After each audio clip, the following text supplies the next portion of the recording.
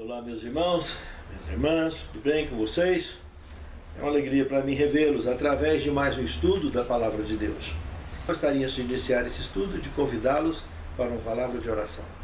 Santo Deus, muito obrigado, Senhor, por mais esse momento tão importante em nossas vidas, onde buscamos na Tua Palavra o sustento para a nossa fé. Nos capacite, Senhor, a entendimento do tema que estudaremos e nos guie, Senhor, para que possamos, pela Tua graça, ter condição de cumprir, de praticar e de ensinar aqueles que nos cercam. Pedimos essas bênçãos agradecidos, com perdão de nossos pecados e faltas, em nome de Jesus. Amém, Senhor. A aliança com Abraão. Um tema muito importante. Abraão respondeu: que me darás se continuo sem filhos?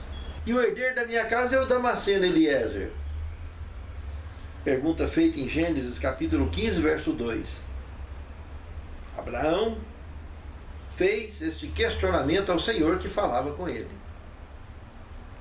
O capítulo 15 aqui de Gênesis, na realidade, é um capítulo muito importante, onde uma série de revelações, onde identifica inclusive Abraão como profeta de maneira tão clara, como em nenhum outro lugar da Bíblia como esse, com tanta clareza e com tanto detalhe, também revela esse detalhe importante aqui, mostrando que Abraão tinha esse Eliezer.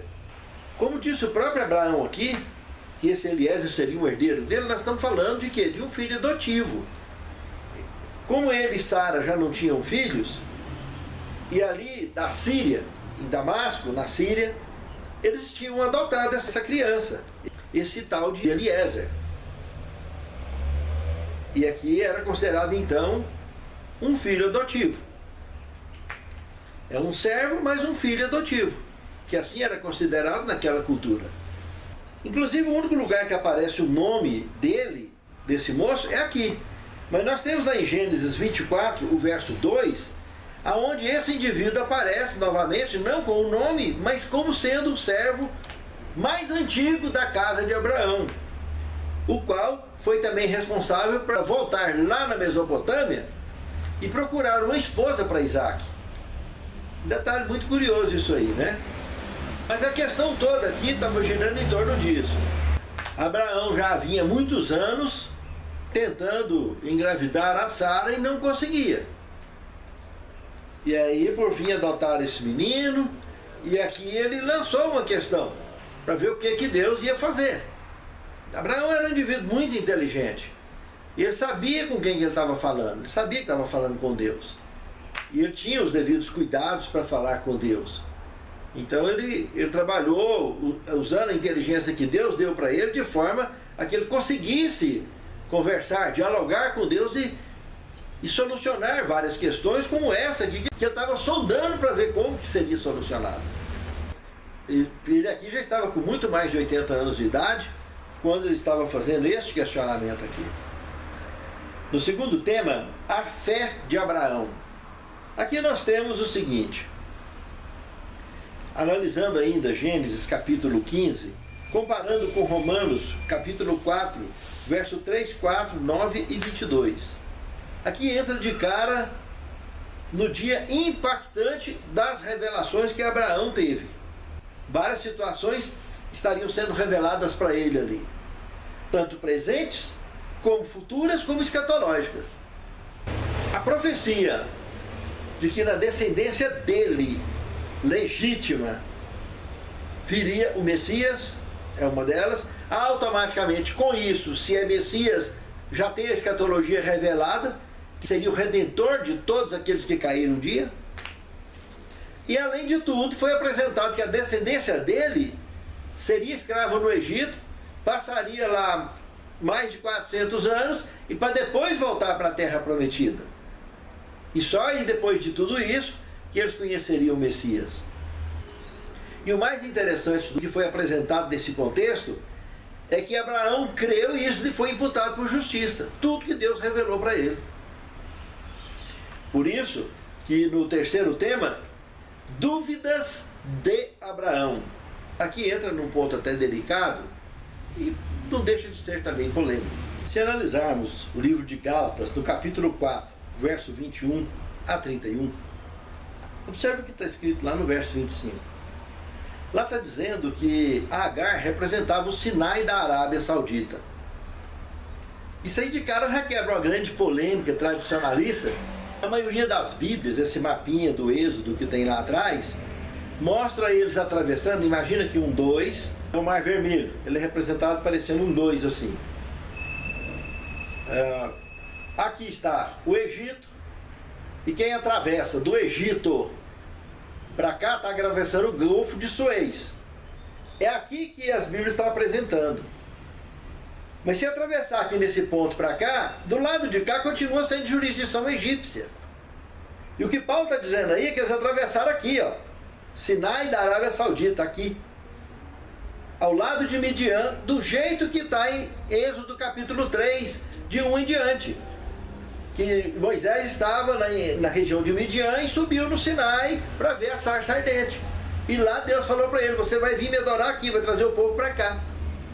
Então isso aqui de cara já quebra uma tradição religiosa tremenda, uma tradição histórica tremenda, porque foi implantado aqui, nesse lugar, pela Igreja Católica, nos primórdios da Idade Média. Foi batizado aqui um mosteiro de Santa Catarina aqui, mas foi batizado como Monte Sinai isso aqui. E muito turista tem sido levado para lá, e as Bíblias está aí esse desenho que vem para cá e não tem nada a ver com isso aqui. Está do lado de cá. Eles atravessaram por aqui e veio de cá. Mas isso não tem nada a ver com o tema, mas está envolvido a mesma coisa. Não vamos deixar passar batido porque está na Bíblia Sagrada. E é um assunto muito importante relacionado com esse contexto todo. E outro detalhe, quando se refere a Agar, está se referindo à serva de Sara. Aí vem outra questão, aqui foi levantado como se fosse dúvidas de Abraão. Vamos lá. Gênesis capítulo 15, verso 16, diz que Abraão tinha 86 anos quando Ismael nasceu, o filho da escrava, o filho da serva de Sara, o então conhecido Ismael. Gênesis capítulo 21, verso 5, fala que Abraão estava com 100 anos para 101, né? Quando então nasceu Isaque. Ou seja, se tirar 86 de 100 aqui, nós vamos ter uma diferença aproximadamente de pouco mais de 14 anos entre Ismael e Isaque. O que nós temos em Gênesis capítulo 16, verso de 1 a 3, deixa bastante claro que não teve questão de dúvida aqui com relação à fé de Abraão. Abraão simplesmente, como Eva, o dia que Eva veio com a fruta nas mãos, ela só entregou e ele comeu, não teve questionamento. Entende? Aqui foi a mesma coisa. Sara, ela resolveu forçar a promessa. Ela resolveu antecipar essa tutela, então. E Sara foi lá e ofereceu a funcionária dela. E a bigamia era coisa comum daquela época. Se nós formos lá em Gênesis capítulo 25, nós vamos ver que Abraão não ficou só com essa serva. Nós vamos ver lá que teve várias concubinas, as quais ele teve filho com todas elas. E teve outra esposa também, além de Sara. Ou seja, como esposa oficial, ele teve Sara, teve Quetura, mas teve diversas concubinas e filhos com todas elas. Agora, é uma questão incontestável de que ele simplesmente viu, aceitou e levou a sua vida com bigamia. Isso não contestou a fé de Abraão em nada. Não houve questionamento dele com relação à fé, e muito menos nosso de querer questionar a fé de Abraão por isso. O texto bíblico em si é bem claro. Veja aí em Gênesis 16, 1 a 3, você vai conferir o que eu estou dizendo. Ela simplesmente ofereceu e ele aceitou e pronto. Deu confusão depois? Deu. Mas o anjo apareceu lá para Agar, na hora que ela tinha corrido de Sara, que a Sara estava judiando dela, e fez a promessa. E nós sabemos que esse anjo era o próprio Cristo, era o Filho de Deus. E fez promessas claras sobre a descendência de Abraão via Ismael. Tanto que mais tarde aparece Jetro, lá na região de Midian, que é da Arábia Saudita, região povoada justamente por Ismael.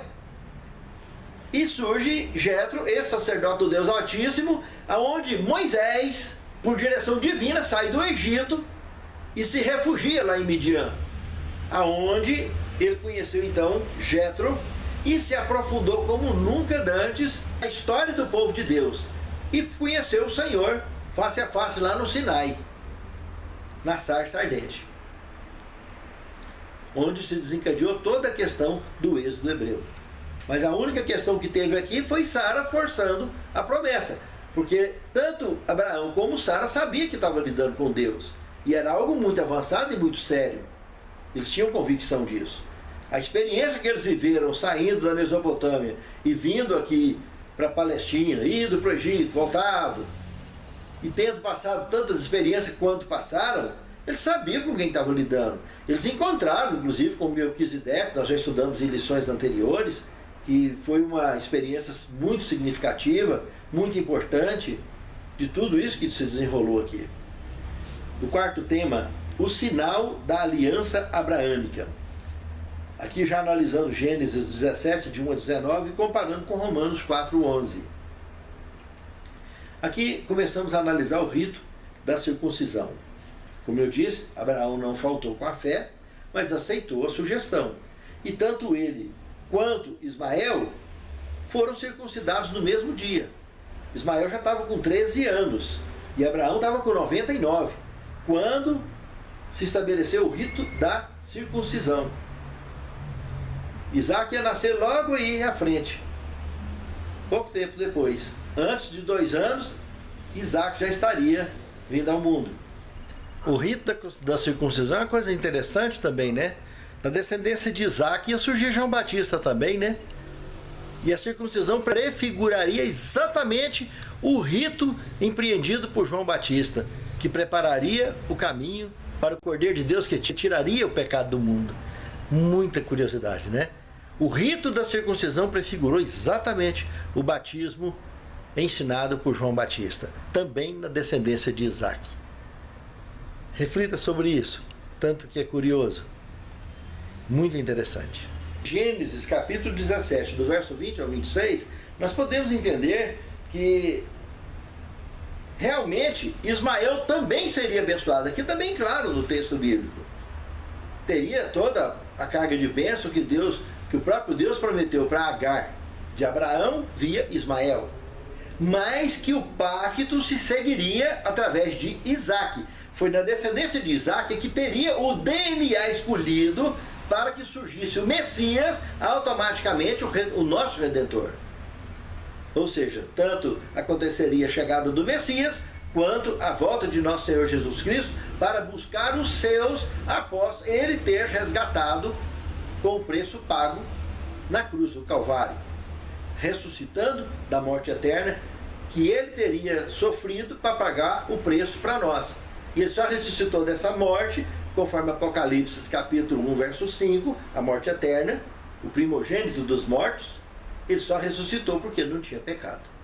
Se ele tivesse um fio sequer de pecado, ele não teria ressuscitado. E aí sim, ele pagou o nosso preço. Ele suou o sangue no Getsemane, porque sabia que tipo de morte que ele sofreria ali.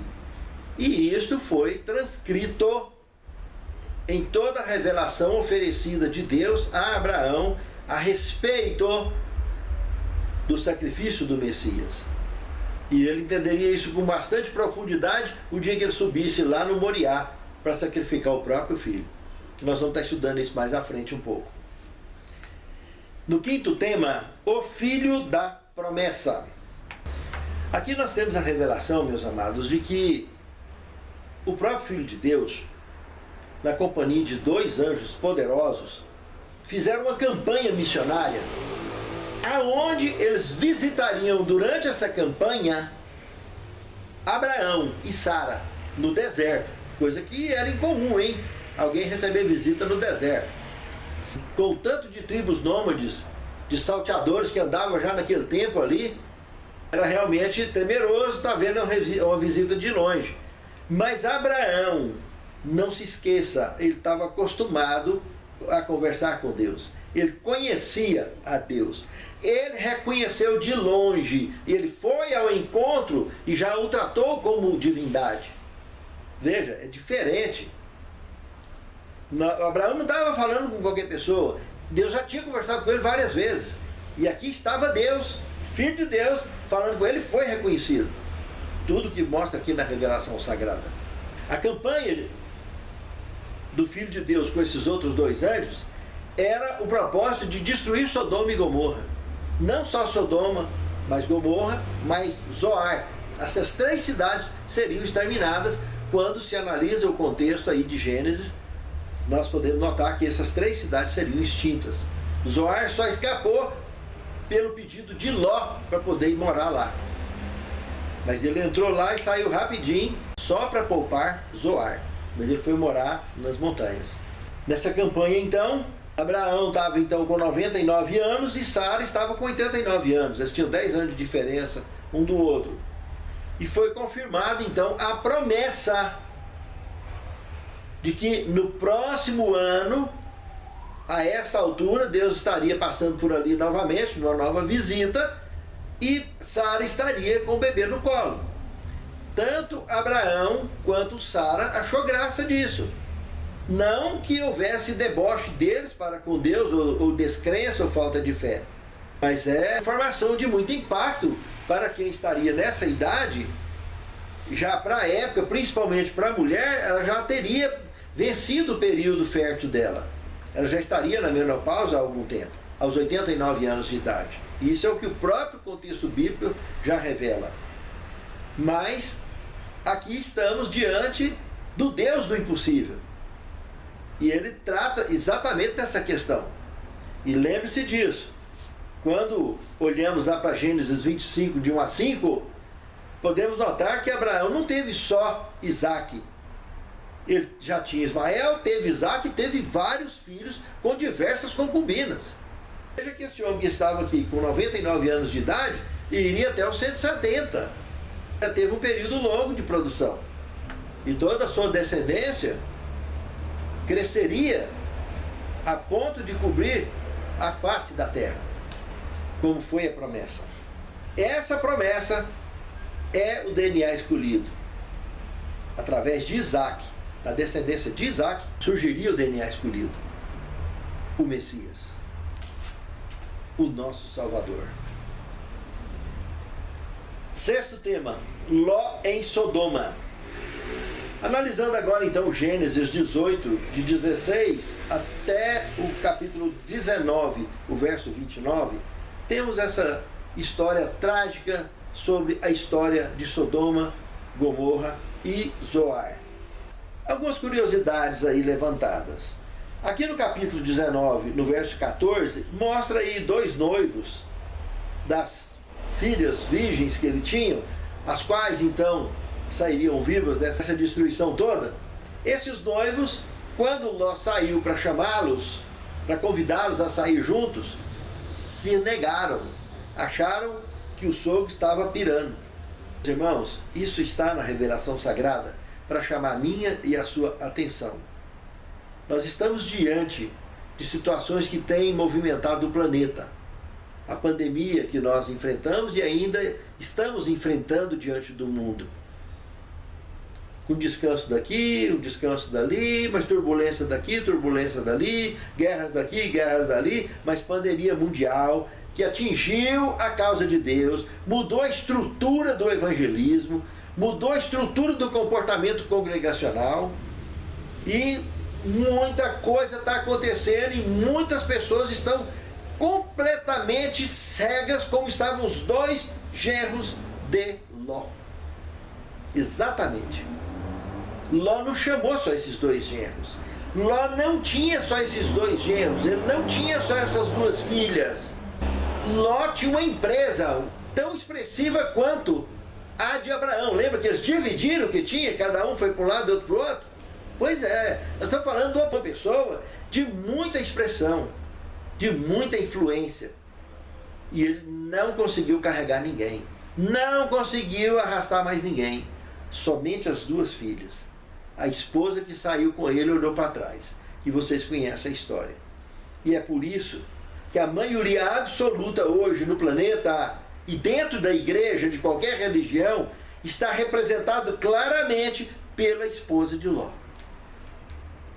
Estão se candidatando a se tornarem novas estátuas de sal diante do que nós estamos assistindo com relação ao planeta. Jesus está prestes de voltar, nós estamos passando de hora de sair das cidades e ir para os campos, e muitos estão empurrando com a barriga, deixando para a última hora. E a última hora é olhar para trás e virar estátua de sal. Não adianta mais. Entende, irmãos? Precisamos de tomar providências, porque no dia que tiver que sair, não precisa de olhar para trás. É só olhar para o rumo do refúgio, aonde você se instalou, aonde você já tem o seu lugarzinho para ficar. Entende? Porque não precisa olhar para trás, é olhar para frente só e nem nunca mais olhar para trás.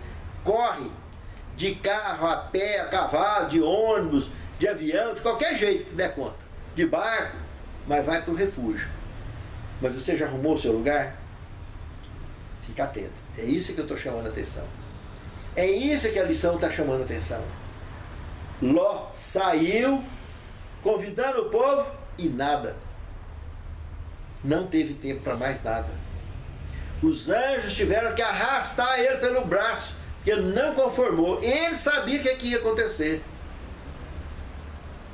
E ele não conformou que aquilo tudo aconteceria. E ele perderia simplesmente tudo. Sairia com a roupa do corpo.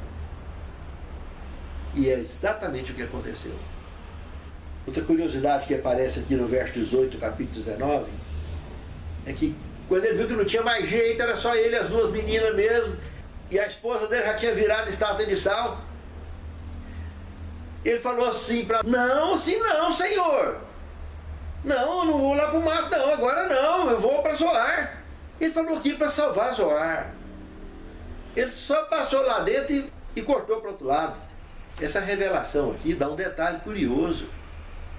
Esse anjo, e vocês lembram que eles foram em 3, um deles era o filho de Deus, ficou lá com Abraão, discutindo a respeito da questão de Sodoma e Gomorra.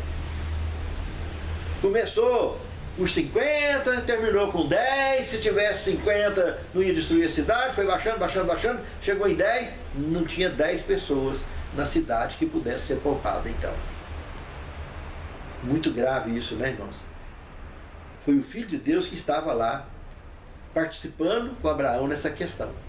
Mas os outros 2 anjos que seguiram, um deles tinha ordem de comando, tinha poder de decisão, era um anjo poderoso.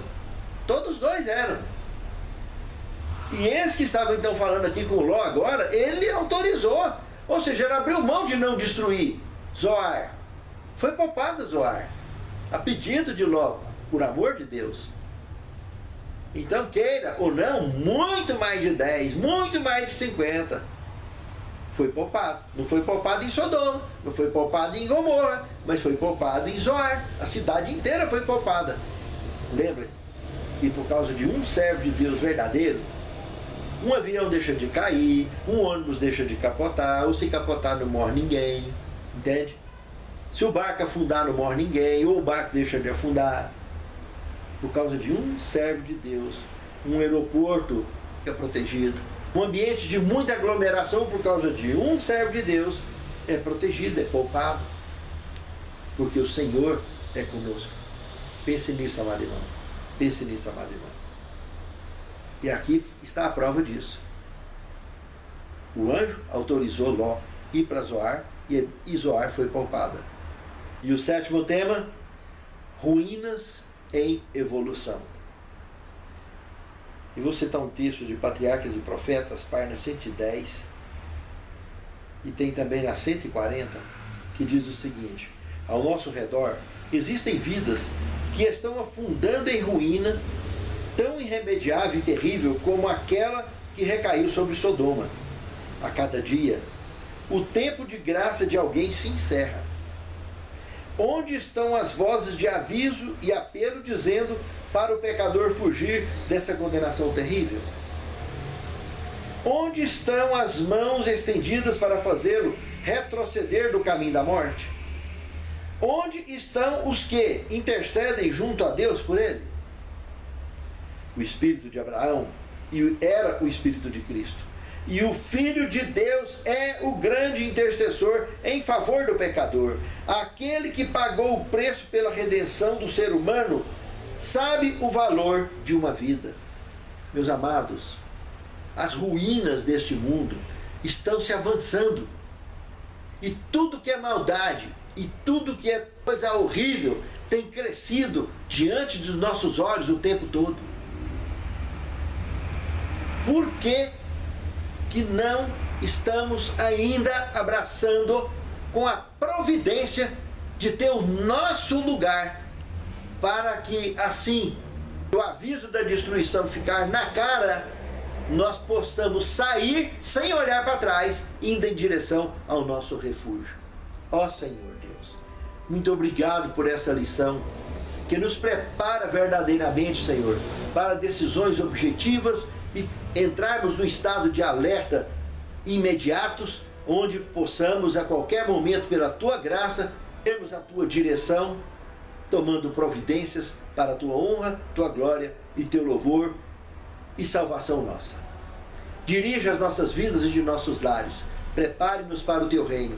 É o que te suplicamos, agradecidos em nome de Jesus. Amém, Senhor.